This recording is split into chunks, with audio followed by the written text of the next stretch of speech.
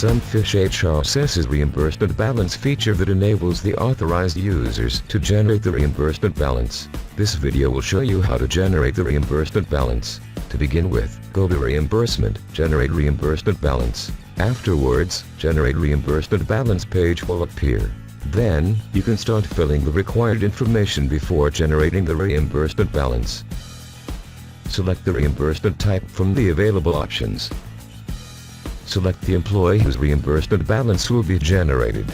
You can let the checkbox selected to generate the reimbursement balance of all employees for the selected reimbursement type.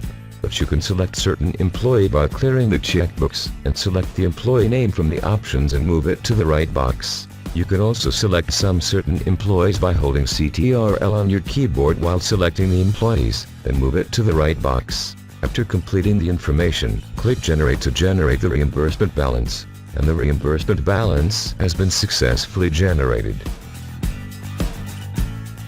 To check the generated reimbursement balance of each selected employee, you need to go to Reimbursement, My Reimbursement Balance menu.